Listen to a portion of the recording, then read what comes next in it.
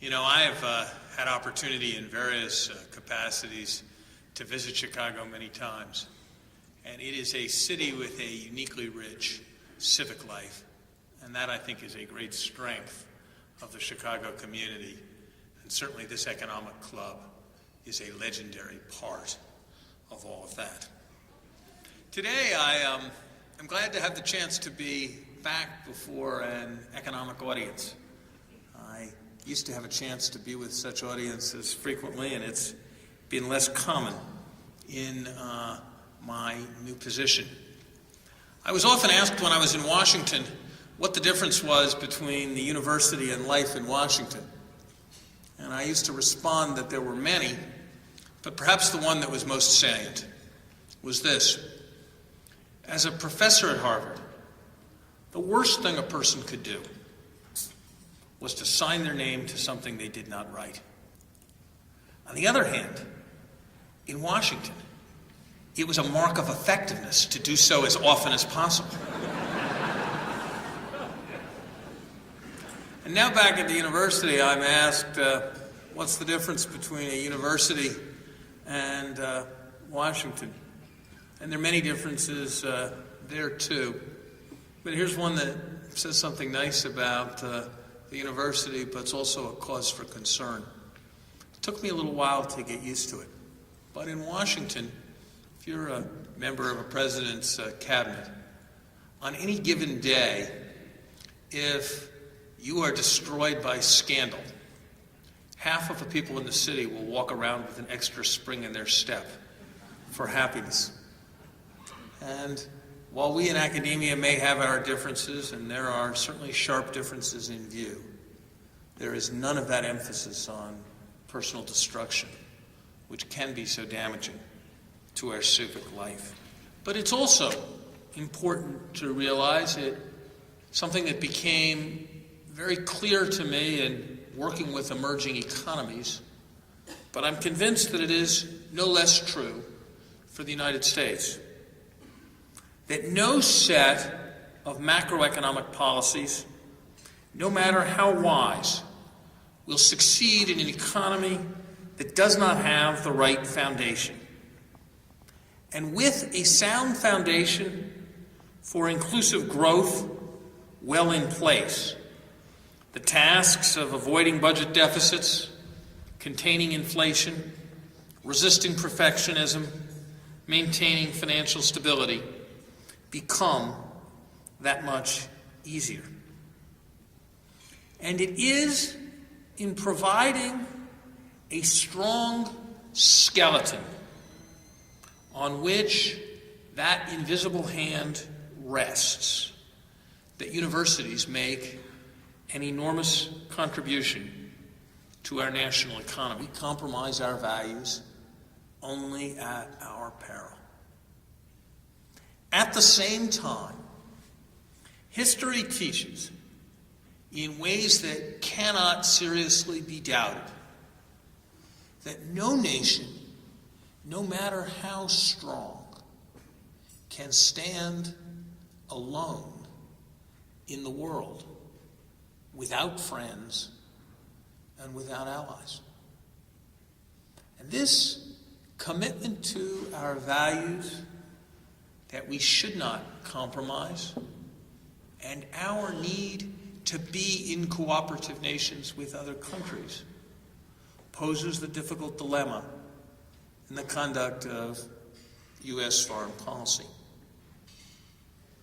We will never attain an ideal solution, but to pose the problem in terms of our values and our need for cooperation is to recognize that ultimately the most effective and important way in which we can succeed is to promote our values and to persuade others of their validity. And here we have no resource as strong as our great universities that have an opportunity to shape the perspectives of hundreds of thousands of potential leaders of foreign nations at a time in their lives when their thinking is still malleable. I was struck again and again and again during my years in government by how often I would go off and see the deputy finance minister of a country or the person who ran its tax system or the finance minister. And he would discuss whatever business we were to discuss and then would say, "Are you the same Larry Summers who used to teach economics at Harvard?" And would then talk about his year at one of our international affairs centers, or would talk about his visit to Princeton or the University of Chicago or Northwestern and how he had studied economics during those years and encountered some paper that I had written, and how the experience of studying in the United States had changed in a very profound way his perspective on the United States and caused us to understand. Promoting more of that understanding would be a bargain at 10 times the price. Equally, there is still, even as our society globalizes, too many whose view of the rest of the world is suggested by the very senior congressional leader who was asked a couple of years ago whether he planned to go abroad during the congressional recess. This leader paused for a moment and then said, "No, I've been there."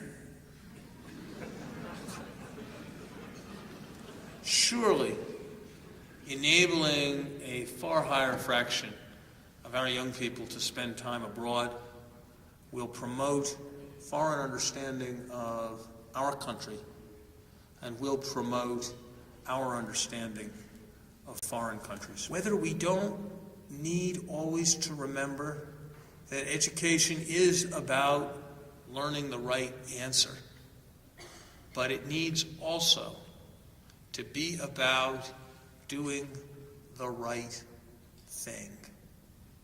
And as we inculcate values, as we recognize virtue, and as we respond to problems, sending a signal of the kind of values that we want our society to have, at the time in their lives between the ages of 18 and 25, when our students' views are probably most susceptible to change, whether we do not have an enormous impact in that way. You know, if you look at the long sweep of history, what happens in universities can often be a leading indicator for what happens in broader societies. The destruction of Arab universities as centers of learning centuries ago. The problems of German universities in the first half of this century. The difficulties of British universities in the post-war period. The Renaissance in American higher education with the spread of availability, meritocracy, and a deep commitment to research in the post-war period in the United States. The commitment to higher education that have been made by the most rapidly growing societies in East Asia. We need, as Americans, to ponder not just the management of our economy, but the foundation on which it rests, the capacity for ideas and innovation, the international order in which it is embedded, its success in being inclusive, and the values of those who participate.